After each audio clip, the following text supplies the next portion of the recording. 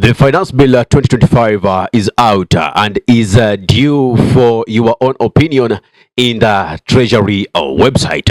Now, will Kenyans reject it just like they did with the 2024 Finance Bill, or will they accept it?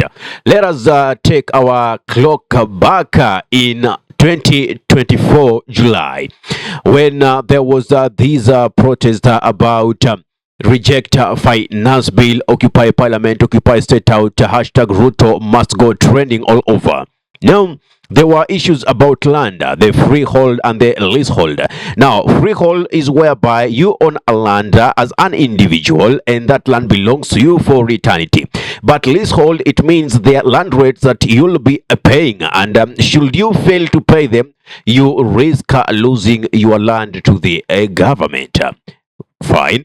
That law made Kenyans actually reject the finance bill. Apart from that, there was the university funding model. Apart from that, there was the issue about the online media. Remember, right now, so many Kenyans have sought, employment through the online platform. So when the government also wants to come and tax that money, it will be like double taxation. For instance, let me talk about YouTube. YouTube, there is what we call withholding tax, which is about 30% of the total earnings you receive from YouTube.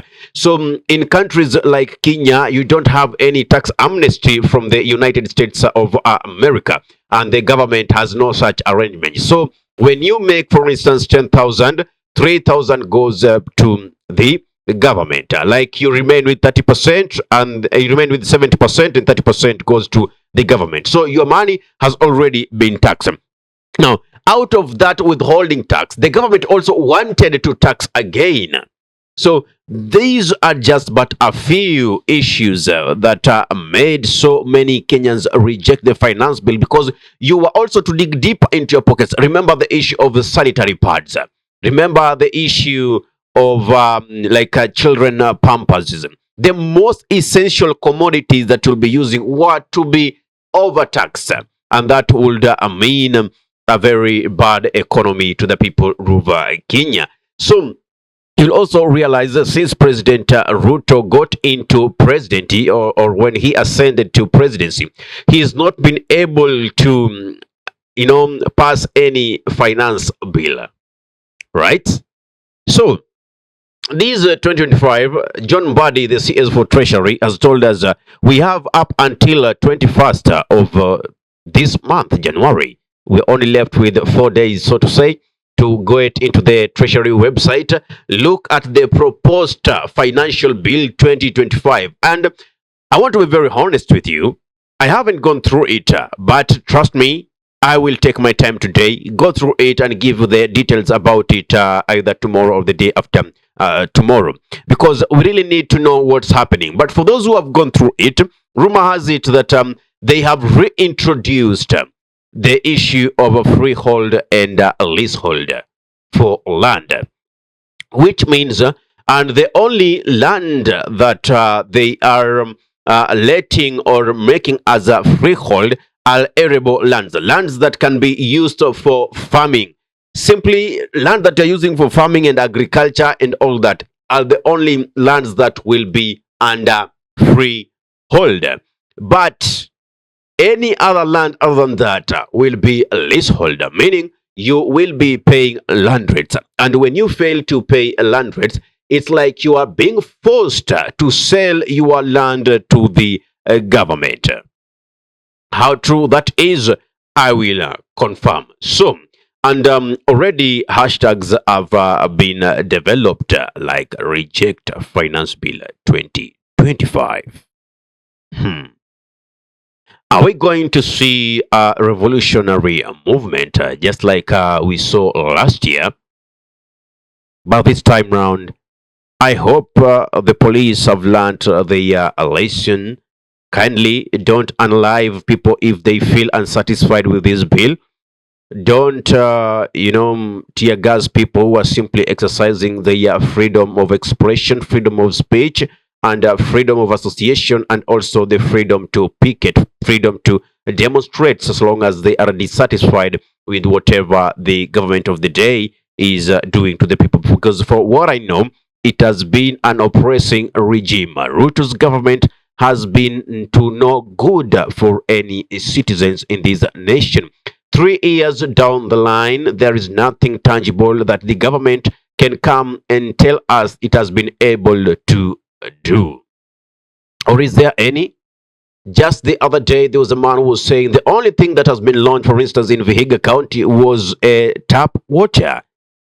And after the launch, you wouldn't even trace where the pipes were coming from, because no sooner did the president launch it than the water was dry.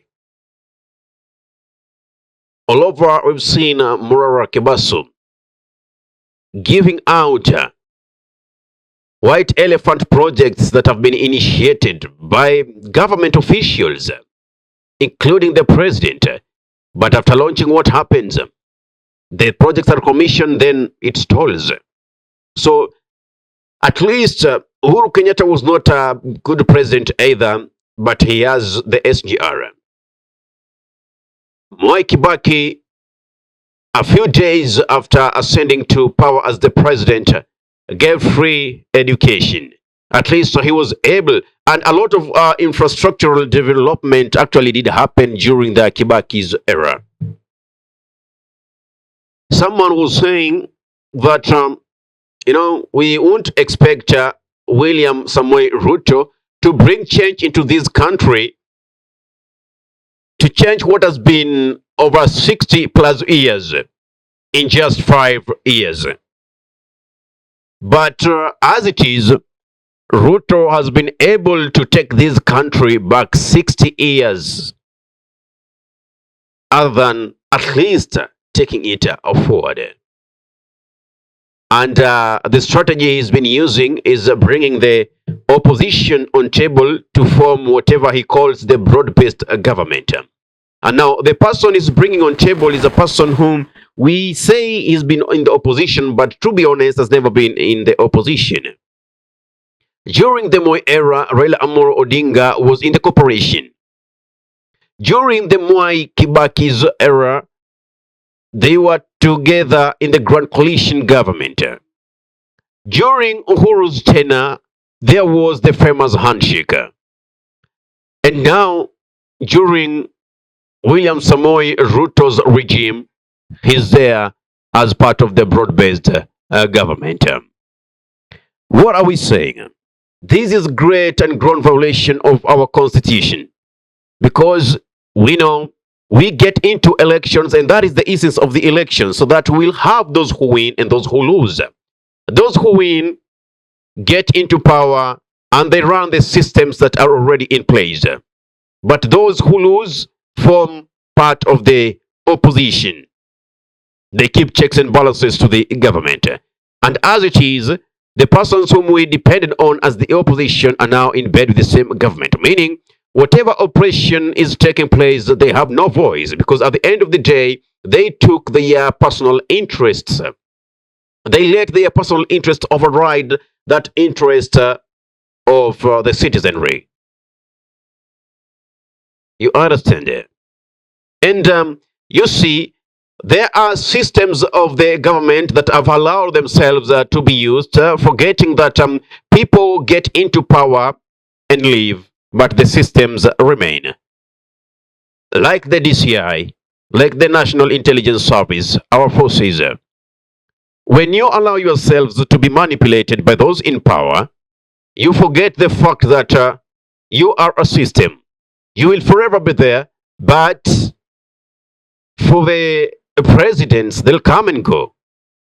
And it is too sad to hear leaders like Kamchet and leaders like Oscar Kipchumba Suri saying that even come the year 2027, after the elections, and they realize that their votes are not enough to ascend President William Ruto back to power for the second term, they will top up those votes. Hence, bringing in issues about rigging of votes. And clearly, that is what they are planning. Now, as we are busy fighting all these, less than 2 days, they have already uploaded a proposed financial bill 2025 in the Treasury website, and now they give us up to 21st. That whole document, they are giving us a little or no time to go through it so that they can get away with the malintentions or mal plans that they're already planning for the nation. It's like William Samoei Ruto want to ascend to power back in 2027 or extend his term beyond 2027 using dubious means. What's your thought on this? What's your take on this? Because I know we as Kenyans are very smart. Even if you're providing us with a very small window to dissect this document, we can break ourselves into two: those who are focusing on the IBC issues and those who are focusing on the Finance Bill 2025 issues. Now, if you love content of this nature and you are watching from our YouTube channel, kindly give your comment in the comment section below. Consider also subscribing and press notification button so anytime that we are live or we upload content of this nature, you'll be the very first person to be notified. Ahmed Khalif is my name for the Unscripted Talks here in Durb Radio. Assalamu alaikum warahmatullahi wabarakatuhu. Kwa timba kali za Afrika, Durb Radio ndio mpango mzima.